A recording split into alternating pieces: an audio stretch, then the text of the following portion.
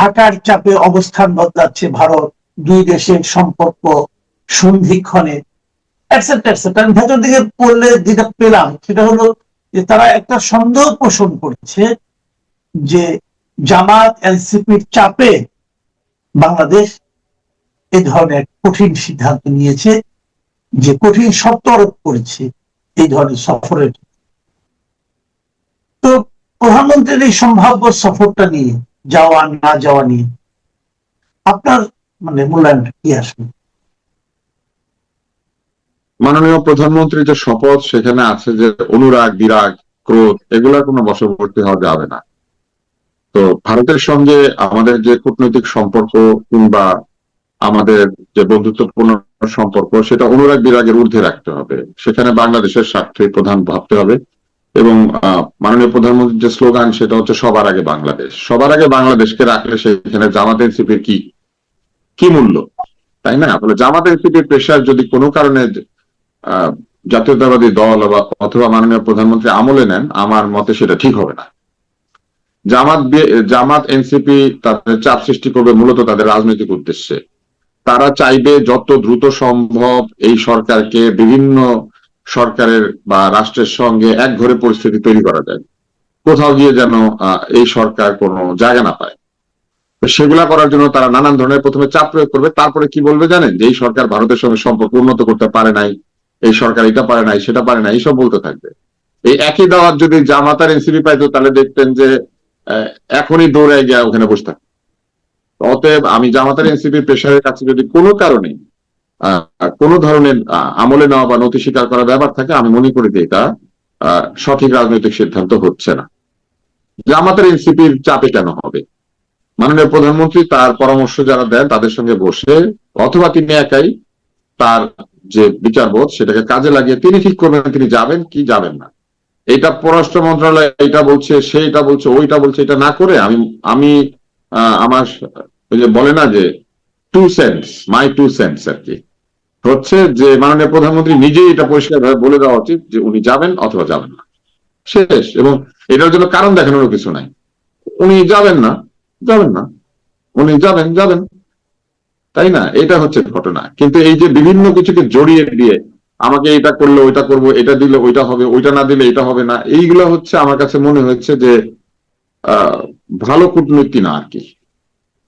এটা আমাদেরকে কোনো উপকার করবে না। না, যদি আপনার কাছে আমি হাইপোথেটিক্যালি ধরা যায়, যদি আপনার কাছে প্রধানমন্ত্রী বলতেন, জানতে চাইতেন যে আমার কি এই বাস্তবতায়, বর্তমান বাস্তবতায় যাওয়া উচিত কি উচিত না, আপনি কি বলতেন? এই মুহূর্তে আমাদের সংকট কি? আমাদের সংকট জ্বালানি, বিদ্যুৎ, গ্যাস, এটা একটা বিরাট সংকট। তারপরে সংকট হচ্ছে মুদ্রাস্ফীতি, তারপরে সংকট হচ্ছে আন্তদেশীয় বাণিজ্য। এবং আপনি যদি ব্রিক্স এর কথা চিন্তা করেন, তাহলে ব্রিক্স এর যে রাষ্ট্রগুলি আছে ওইখানে তাদের সাথে আমাদের নানা রকম সম্পর্ক রয়েছে। যেমন রাশিয়ার সাথে আমাদের পরমাণু চুল্লি, তাই না? রাশিয়ার সঙ্গে আমাদের আমি মনে করি যে নিরাপত্তার ক্ষেত্রেও রাশিয়ার সঙ্গে আমাদের একটা চমৎকার সম্পর্ক বজায় রাখা উচিত। চীনের সঙ্গে আমাদের বিরাট বাণিজ্যিক সম্পর্ক, এবং চীনের সঙ্গে আমাদের সামরিক সম্পর্ক খুব ভালো। আমাদের সেনাবাহিনী প্রচুর চীনা যন্ত্রপাতি ব্যবহার করে, এবং চীন আমাদের উন্নয়ন সহযোগীও। আমাদের এখানে যে কন্ট্রাক্ট, হেভি কন্ট্রাক্টর মানে কনস্ট্রাকশন যেগুলি হয়, সেখানকার কন্ট্রাক্টর হিসেবে চীনা প্রতিষ্ঠানগুলি কাজ করে। তারপরে যদি আপনি চিন্তা করেন ইরান হরমুজ প্রণালীর মালিক, এবং হরমুজ দিয়ে আমাদের জাহাজ আসতে পারে না, এবং সেটার কারণে আমরা কিন্তু সাফার করছি। তারপরে ধরেন অন্য যে দেশগুলি সেখানে আসবে, ব্রাজিলের কাছ থেকে আমরা গম আনি, আমরা চাইলে বা অন্যান্য কৃষি পণ্য আমরা আমদানি করি, কিন্তু ব্রাজিলের কাছ থেকে আমাদের বড় কৃষি পণ্যের আমদানি আছে। ব্রাজিল কিন্তু চিনি রপ্তানি করে, ব্রাজিল গম রপ্তানি করে, ব্রাজিল সয়াবিন রপ্তানি করে, তাই না? ব্রাজিলের সঙ্গে আমাদের বাল্ক কৃষি পণ্য আমদানির একটা সম্পর্ক আছে এবং আরো থাকতে পারে।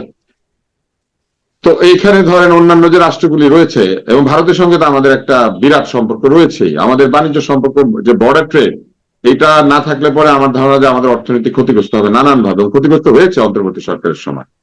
ফলে আমার কাছে পরামর্শ চাইলে আমি বলতাম যে উনি তার নিজস্ব এজেন্ডা সেট করে সেখানে যাবেন, এবং সেই এজেন্ডা বাস্তবায়নের জন্য উনি যতগুলি পারেন ততগুলি রাষ্ট্রপ্রধানের সঙ্গে মিটিং করার ব্যবস্থা করবেন, এবং প্রয়োজনে উনি মোদির সাথে মিটিং করবেন না, সবার সাথে করবেন, অসুবিধা নাই তো কোনো। ওইখানে তো বাধ্যতামূলক এমন কিছু নাই যে ওনাকে মোদির সাথে মিটিং করতে হবে। উনি মোদীর সাথে সৌজন্য আসসালাম আলাইকুম ওয়ালাইকুম সালাম দিবেন, কিন্তু অন্যদের সঙ্গে উনি যে কোনো ভাবে হোক তার কূটনৈতিক যে তৎপরতা সেটি কাজে লাগিয়ে তিনি কিছু দেন দরবার করবেন। তার মধ্যে কি কি দেন দরবার হতে পারে? একটা দেন দরবার হচ্ছে এই পেজেশকিয়ান আসবেন, সম্ভবত মাসুদ পেজেশকিয়ান।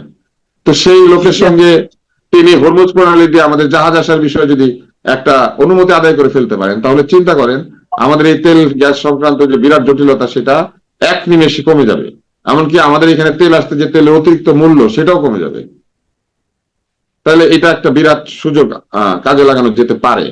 এরপর রয়েছে অন্যান্য দেশগুলি। রাশিয়ার সাথে আমাদের পারমাণবিক চুল্লি, এটা চালাতে গেলে পরমাণু চুল্লির জ্বালানি এখানে আসতে হবে, পরমাণু চুল্লির রক্ষণাবেক্ষণের ব্যাপার রয়েছে, পরমাণু চুল্লির যে বর্জ্য সেটা ব্যবস্থাপনার বিষয় রয়েছে, এটার জন্য আমরা তাদের উপরে নির্ভরশীল। ফলে ভবিষ্যতে নিরবচ্ছিন্ন পরমাণু বিদ্যুৎ পাওয়া এবং এই পরমাণু বিদ্যুৎ প্রকল্পের অন্য চুল্লিগুলিকে বাস্তবায়ন করা, এইটা কিন্তু আমাদের একটা দরকার। সেই বিষয়ে আলাপ আলোচনা হয়ে যেতে পারতো, এবং ডিজেল আনা, এবং এই ডিজেল কিন্তু আমরা এর আগে এনেছি ভারতের ভিতর দিয়ে। তো এই ডিজেলের বিষয়ে আমরা কথা বলতে পারতাম রাশিয়ার সাথে। রাশিয়া থেকেও কিন্তু আমরা গম এবং অন্যান্য কৃষি পণ্য আনার ব্যাপারেও আমরা কথা বলতে পারি। এখন প্রবলেমটা কোথায়? ইউনুস একটা চুক্তি করে গিয়েছে, সেই চুক্তি করার কারণে কিছু বলতে গেলে আপনাদেরকে আমেরিকার সাথে আলাপ করা লাগে, এরকম একটা ধারণা এখন সকলের মনেই স্থাপিত হয়েছে।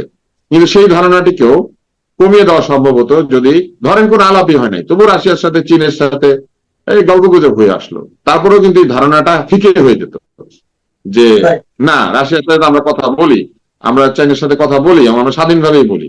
আমাদের পররাষ্ট্র নীতি সংক্রান্ত স্বাধীনতা শুধু ভারতের সাথে দেখাবেন আর অন্যান্য জায়গায় দেখাবেন না, ইন্ডিয়ার আমেরিকার কাছে সব জিজ্ঞাসা করবেন, এরকম একটা যে মত চালু হয়েছে, এটা তাহলে ফিকে হয়ে যেত, অথবা এই প্রচারণাটা অনেক দুর্বল হয়ে যেত। চীনের সঙ্গে আমাদের যে বাণিজ্য সম্পর্ক, সেখানে যদি আমরা লেনদেনে চীনের মুদ্রা অথবা অন্য মুদ্রা ব্যবহার করতে পারি, সেটা কিন্তু কোনো অসুবিধাজনক না। কিন্তু আপনি দেখেন ওইখানেও আমাদের ওই আমেরিকান চুক্তি বাধা দিবে। অতএব এই আলোচনাগুলি হতে পারতো যে আমাদের যখনই বৈদেশিক মুদ্রার সংকট হবে আমরা অন্য মুদ্রা ব্যবহার করতে পারবো কিনা। সবসময় আমরা ডলারের কেনাবেচা করি, ডলারেরই কেনাবেচা করতে হবে কেন? কেউ যদি আমাকে এসে বলে আমাকে ডলার দিয়েন না, আমাকে অন্য মুদ্রা দেন, আমি দিতে পারবো না কেন? এইগুলা হচ্ছে প্রকৃত সার্বভৌমত্ব এবং স্বাধীন সিদ্ধান্ত। এইসব সিদ্ধান্তগুলি না নিয়ে উপরে উপরে মানে এক ধরনের বক্তব্য দেওয়া, যে বক্তব্য আসলে শেষ পর্যন্ত বাস্তবে পরিণত হয় না, সেইগুলি আমাদের পররাষ্ট্র মন্ত্রণালয় করছেন। পররাষ্ট্র মন্ত্রণালয়ের যে চিঠি সেটা বেশ জোরালো, কিন্তু কিরকম জোরালো? এটা রাজনৈতিক ভাবে জোরালো, এটা কূটনৈতিক ভাবে জোরালো না। এরপরে ধরেন ভারত শেখ হাসিনাকে ফেরত দিতে চায় না, ভারত হাদি হত্যাকারীদেরকে ফেরত দিতে চায় না, মনে করেন ভারত কাউকে ফেরত দিতে চায় না, তাহলে ফেরত আনতে গেলেও তো তাদের সঙ্গে আমাদের কথাই বলতে হবে। আমরা কি এখন বন্দুক পিস্তল নিয়ে ভারতে গিয়ে তাদেরকে বাধ্য করতে পারবো যে এই দিয়ে দাও? পারবো না। তাহলে সেখানে আমাদের কথাই একমাত্র জায়গা। তো সেটা যদি হয় তাহলে সেই আলোচনাটা উন্মুক্ত করে দেওয়া যেত। ওইখানে যদি মোদীর সঙ্গে আলোচনা হয় তাহলে মোদীর সঙ্গে সেই আলোচনাটাই প্রথমে বলা যেত। তা আমরা বিভিন্ন জায়গায় পড়েছি এবং অনেকেই সাক্ষ্য দিয়েছেন, যেটা একাধিক ব্যক্তি বলেছেন, যে বঙ্গবন্ধু শেখ মুজিব যখন লন্ডন থেকে ফিরছিলেন, সেখানে মধ্যে ভারতে যাত্রা বিরতি ছিল, সেই বৈঠকের প্রথম শব্দই ছিল ইন্দিরা গান্ধীকে তিনি বলেছিলেন যে madam premier, when are you taking back your army? তাই না, আপনি আপনার আর্মি কবে ফেরত নিচ্ছেন? তো তারেক রহমানও বলতে পারতেন গিয়ে যে মিস্টার মোদি অথবা mister prime minister, when are you giving back Sheikh Hasina? অসুবিধা তো নাই। হ্যাঁ, এই আলাপটাই হতে পারত। সেইটা যদি হয় তাহলে সেটাই হতো সত্যিকার অর্থে চোখে চোখ রেখে কথা বলা। কিন্তু আমি যাব না গেলে তো কথাটা হবে না। আর ধরেন এখন যদি আমরা গেলাম না, পরে আমাদের আমন্ত্রণে মোদি আসলো না, আমরা প্রতিবেশী লড়াই করলাম, রাশিয়ার জায়গায় চীনের জায়গায়, ব্রাজিলের জায়গায়, যে যার জায়গায় চলে গেল, তুরস্কের জায়গায় চলে গেল, ইরানের জায়গায় চলে গেল, তাই না? আফ্রিকার যে নেতারা আসছেন তারাও তাদের জায়গায় চলে গেল। তা আমাদের কি হইলো? না হইলো তাদের সাথে দেখা, না হইলো বন্ধুর সাথে দেখা। তো ব্যাপারটা কেমন হইলো? ব্যাপারটা এরকম হলো গানের মতো, বন্ধু 3 দিন তোর বাড়িতে গেলাম, দেখা পাইলাম না, গান পার হইতে 6 আনা, ফিরা হইতে 6 আনা, আনা 12 আনা উসুল হইলো না, আনা 12 আনা উসুল হইবো না। ওদিকে যে 4 আনার লোকজন গুলা তারাও চলে গেল, বন্ধুর পাশের বাড়ির লোকগুলা বন্ধুর বাড়ি বেড়াইতে আসছিল, তাদের সাথেও দেখা হলো না। তো এটা আমার কাছে মনে হয় যে এটা কূটনৈতিক ভাবে আমার কাছে মনে হয় এটা রিভিজিট করা দরকার, নতুন ভাবে চিন্তা করা দরকার যে আমরা আমাদের কাজে লাগাবো। কে মানে আপনাকে কি বলে দাওয়াত দিল, আসলে এটা তো আমাদের কিচ্ছু আসে যায় না। আমাদের মাননীয় প্রধানমন্ত্রী আমাদের প্রধানমন্ত্রী, ওনাকে বিমস্টেকের প্রেসিডেন্ট অথবা প্রধানমন্ত্রী অথবা বেগম জিয়া এবং প্রেসিডেন্ট জিয়ার সন্তান যেভাবে দাওয়াত দেওয়া হোক, দাওয়াত তো উনি পেয়েছে, and he is our representative G. and he will আচ্ছা, serve our interest. তো উনি যেখানেই যাবেন উনি তো আমাদের কথাই বলবেন। তো কে ওনাকে কি বলে দাওয়াত দিয়েছে এটা আসলে আমার কাছে মনে হয় না তেমন কিছু আসে যায়, কেননা বিমস্টেকের প্রেসিডেন্ট উনি কিন্তু বাংলাদেশের প্রাইম মিনিস্টার, এই জন্যই, তাই না? হ্যাঁ, অতএব আমার কাছে মনে হয় এইখানে জামাতার এনসিপি একটা সুবিধা পেয়ে গেল আর কি, পেয়ে যাবে যদি উনি না দেন। রাইট। আপনি আমাকে একটা কথা বলেন, আমি একটু আমাদের জাতীয় ইস্যুতে একটু আসছি, যে এই সময়ে তো আমাদের দেশে গ্যাস এবং বিদ্যুৎ এই দুইটা সংকট খুবই তীব্রভাবে দেখা দিয়েছে। তো নানাভাবে নানা কথা বলা হচ্ছে। আজকে সর্বশেষ একটা খবর পড়লাম যে অলরেডি গ্যাস সরবরাহে মানে আপনার বিদেশ স্ট্যান্ডার্ড একটা নিউজ করেছে যে গ্যাস সরবরাহে নেই উন্নতি, বন্ধ হয়ে গেছে 900-র বেশি টেক্সটাইল মিল।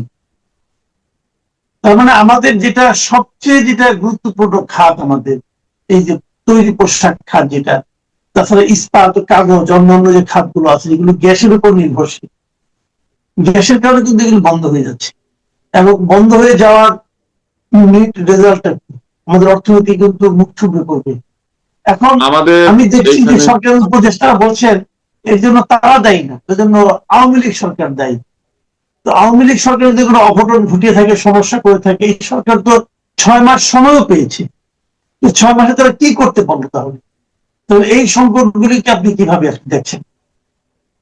এইখানে একটা বিভ্রান্তি আছে, এটার জন্য আওয়ামী লীগ সরকার দায়ী না, এটার জন্য অন্তর্বর্তী সরকার দায়ী। এই যে এলএনজি টার্মিনাল, এটা প্রথমে একটা ছিল, তারপর এটা দুইটা হয়েছে, এবং তারপরে আওয়ামী লীগ সরকার আরো এলএনজি টার্মিনাল প্রয়োজন এটা বুঝতে পেরে তারা কন্ট্রাক্ট দিয়েছিলেন। সেই কন্ট্রাক্টের একটা গিয়েছিল সামিটের কাছে, বা হয়তো দুইটাই গিয়েছিল, আমি এই মুহূর্তে মনে পড়ছে না, তবে সামিট যে একটা পেয়েছিল এটা আমি জানি। এখন অন্তর্বর্তী সরকার এসে সামিট কেন পেলো ওই জন্য সেগুলা ক্যান্সেল করে দিয়েছে। তো ক্যান্সেল করে দিলে বিকল্প সূত্রে এই জিনিসটা আনা দরকার ছিল।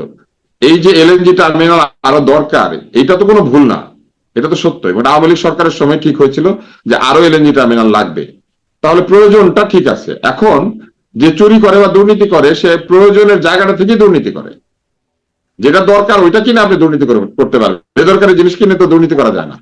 তো আওয়ামী লীগ সরকার দুর্নীতি করত, সেই অজুহাতে আপনি ওই কন্ট্রাক্টগুলি বাতিল করে দিলেন, কিন্তু সেই কন্ট্রাক্টের বদলে নতুন এলএনজি টার্মিনাল পাওয়ার কন্ট্রাক্ট কিন্তু অন্তর্বর্তী সরকার ইস্যু করে যায় নাই। এবং যখনই এই যে অ্যাক্সিলারেট এনার্জির এলএনজি টার্মিনাল আগুন ধরে গিয়েছে, তখনই যে সংকটটা তৈরি হয়েছে, সেই সংকটের কারণে এলএনজি টার্মিনালে গ্যাস দেওয়ার জন্য জাহাজ এসেছে, কিন্তু সেই জাহাজ টার্মিনাল নাই বলে দিতে পারেনি।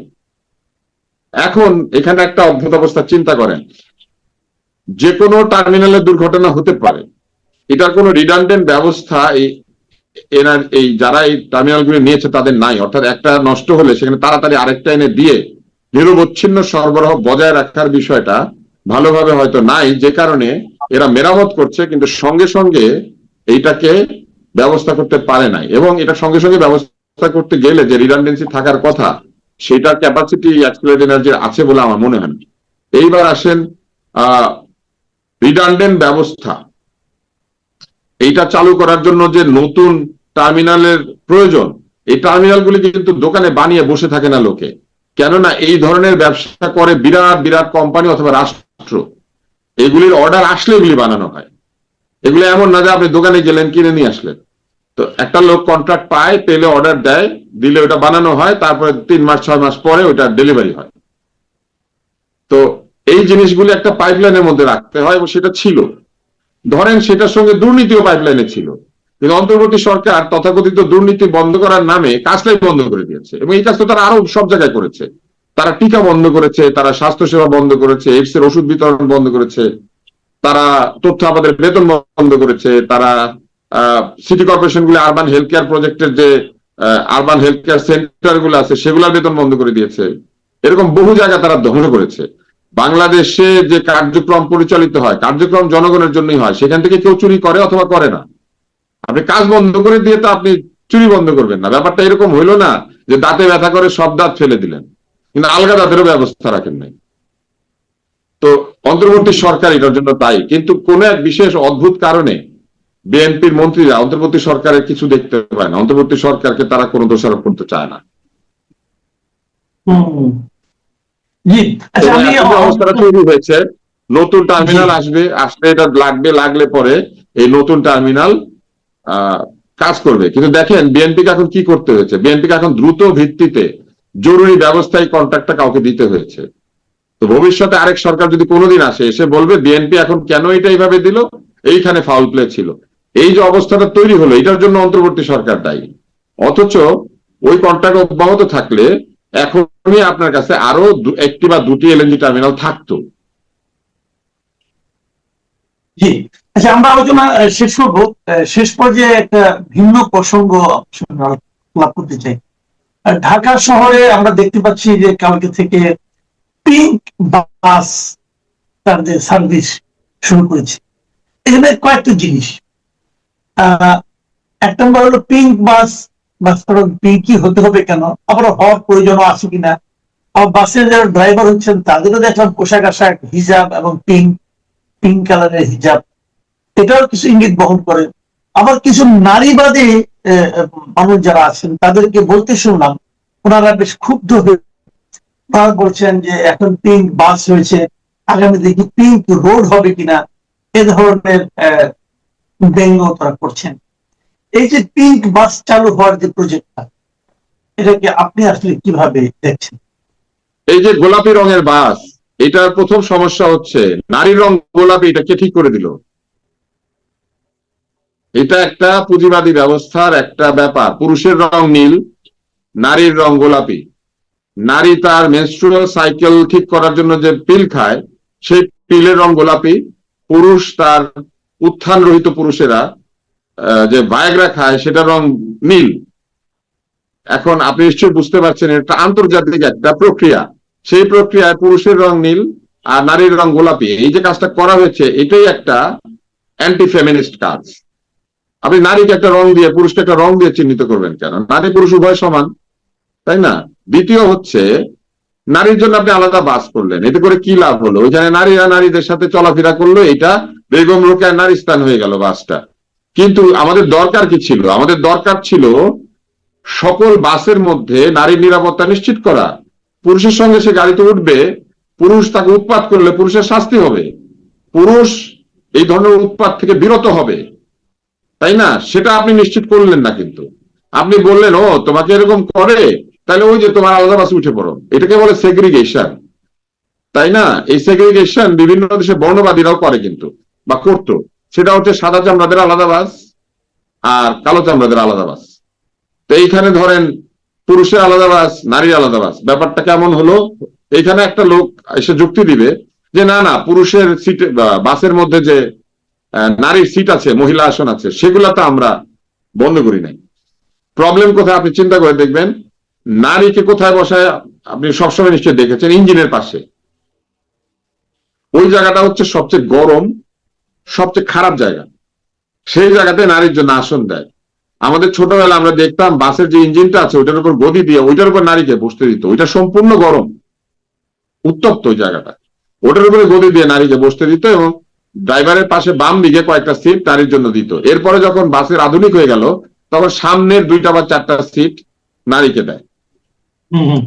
নারী বাসের যে কোনো জায়গায় বসবে, নারীকে কেউ উৎপাত করবে না। নারীর জন্য পুরা বাংলাদেশ, নাকি নারীর জন্য বাংলাদেশের একটা জায়গা আপনি আলাদা করে দিবেন যে আপনার ওইখানে ঢুকলে নিরাপদ? এইটার যে বিপদ আছে, বিপদটা হলো কিছুদিন পর আপনি কক্সবাজারে গেলে দেখবেন নারীর জন্য আলাদা সৈকত। ঠিক আছে? হোটেলে নারীদের আলাদা রুম, সেখানে গোলাপি দরজা, পুরুষের জন্য নীল দরজা। আর ধরেন জামাই বউ একসাথে গেলে অর্ধেক নীল অর্ধেক গোলাপি। এইগুলি ঠিক হচ্ছে না, এগুলি ভুল। একটা জাতি যখন সভ্য হয়, তখন সেই সভ্য জাতি নারীকে সমকক্ষ মানুষ হিসেবে দেখতে শিখে। আমরা এখন কি দেখছি? নারী দুর্বল, এই জন্য তাকে আলাদা একটা বাসে দাও, এবং সেই বাসের ড্রাইভার এবং কন্ডাক্টর উভয়ই নারী হবে।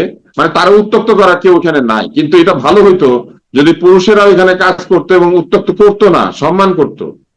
নারীর অভিযোগ Right. কি? নারীর অভিযোগ হলো নারী যখন গাড়িতে উঠে আপনি খেয়াল করবেন তার পিঠে হাত দিয়ে তাকে তোলার একটা ব্যবস্থা করে কন্ডাক্টররা, এটা নারীর আপত্তি করে, সেটা বন্ধ করেন। নারীকে সামনে বসানো হয় একটা আনকমফোর্টেবল জায়গায়, নারীকে বাসের মধ্যে উত্তপ্ত হইতে হয়, নারী দাঁড়িয়ে থাকলে নারী অস্বাভাবিক একটা পরিস্থিতি উপলব্ধি করেন। এই জায়গাগুলি থেকে নারীকে উদ্ধার করে আনা হচ্ছে একটা সভ্য দেশের কাজ। সিঙ্গাপুরে গেলে কি নারী গোলাপি বাসে চড়ে? তো সেখানে নারীর অধিকার নাই। মালয়েশিয়া গেলে গোলাপি বাসে চড়ে, ভিয়েতনামে চড়ে, চায়নায় চড়ে, ভারতে চড়ে, পাকিস্তানে চড়ে। এখন তো পাকিস্তান অনেকের উদাহরণ। তো আমি মনে করি যে এটা একটা সাময়িক ব্যবস্থা হইতে পারে, কিন্তু এই ব্যবস্থাটা আদতে নারীদের কোনো উপকার করবে না, এবং এই ব্যবস্থাটা লুজিং হবে। কেন লুজিং হবে? কেননা একটা বাস তার পুরা ট্রিপে শুধু নারী দিয়ে ভরে যাওয়ার মতো এরকম অবস্থা নাই। নারী যখন অফিসে যায়, পুরুষও তখন অফিসে যায়। ফলে ওই সময় নারীদেরকে এই বাসের বাইরেও অন্য বাসে উঠতে হবে। এই বাসগুলি ভরা থাকবে কিন্তু নারীকে অন্য বাসে উঠতে হবে, কিন্তু অফ পিক আওয়ারে এই বাসগুলি সম্পূর্ণ খালি থাকবে। সন্ধ্যার পরে এই বাসগুলোতে আপনি যাত্রী পাবেন না প্রায় বলতে গেলে। এবং এই বাসগুলি এখন একটা নতুন অবস্থায় যাবে, যেটা আমি এইভাবে ভবিষ্যৎবাণী করা ঠিক না। এই বাসগুলিকে চিড়িয়াখানার মতো মানুষ রাস্তা থেকে দাঁড়িয়ে দাঁড়িয়ে দেখবে, এবং তার মধ্যে আমাকে সবচেয়ে বেশি আহত করেছে যেটা, সেটা হচ্ছে বাসে যদি দিবেন, নতুন বাস দিতেন, ইভি দিতেন, ইলেকট্রিক বাস দিতেন, যে বাসগুলো দেওয়া হইলো এগুলা সে বিআরটিসির লক্কর ঝক্কর বাস গোলাপি রং করে দিয়ে দিল। তো সে বিআরটিসির লক্কর ঝক্কর বাস কেন দিতে হবে? নারীর জন্য নতুন ইভি, ইলেকট্রিক ভেহিকেল, নতুন বাস, ফুল এসি এটা দিতেন, তাইলে আমরা বুঝতাম যে না, গোলাপি বাসে তারা বেশি সুবিধা পাচ্ছে, তাইলেও একটা আশ্বস্ত হইতাম। কিছু বদলায় নাই, কিন্তু বাসের রংটা বদল হয়েছে, আর এখানে শুধু মেয়েরা উঠবে, মেয়েরাই থাকবে, বুঝছেন? এই বাসে উঠে মেয়েরা হিজাবটা সরিয়ে দিয়ে বসতে পারবে, এতটুকুই। এছাড়া তো আমি আর কোনো এটা থেকে নারীর বিশেষ উপকারের কোনো কারণ দেখি না। নারী যে বাস থেকে নামবে, কামাল ভাই, নারী যে বাস স্ট্যান্ডে নামবে, সেই বাস স্ট্যান্ড নিরাপদ? নারীর জন্য ফুটপাত নিরাপদ? আমি আপনাকে একটা জিনিস বলে শেষ করি। আপনি দেখবেন ঢাকা শহরে ব্যাকপ্যাক আছে, আমাদের দেশে ব্যাকপ্যাক পুরুষেরা পিঠে ঝুলায়, নারীরা সামনে ঝুলায়। নারীদেরকে দেখবেন, নারীরা দেখবেন তার ব্যাগটা সামনে ধরে এইভাবে, ব্যাগটা উল্টা করে ধরে এইভাবে। কি কারণে? নারীকে এই প্রশ্নটা করেছেন? তো আপনি নামার পরে নারী এই বাসটা থেকে নামলো, নামার পরে সেই যে জঙ্গলটা, সেই জঙ্গলটা পরিষ্কার হয়েছে? ফুটপাতটা নিরাপদ? বাজারটা নিরাপদ? পিছন থেকে তাকে যে বাজে কমেন্ট করে সেই লোকগুলাকে ফুটপাতে থাকবে না, তাদের কোনো শাস্তি হবে? রাস্তায় তাকে পোশাক নিয়ে যে হ্যারাস করে সেটা বন্ধ হবে? গতকাল আমি একটা স্ট্যাটাস দেখেছি, একজন নারী আর পুরুষ তার একটা পরে রাস্তায় দাঁড়িয়ে খাবার খাচ্ছিলেন, তাকে একজন গিয়ে প্রশ্ন করেছে, আপনারা কি স্বামী স্ত্রী? তাহলে এখানে দাঁড়াবেন না। স্বামী স্ত্রী না হলে কেউ দাঁড়িয়ে একসঙ্গে কোন জায়গাতে খেতে পারবে না। মানুষ যখন হজ করতে যায়, নারী আর পুরুষ পাশাপাশি তাওয়াফ করে, তখন তো এই প্রশ্ন কেউ করে না।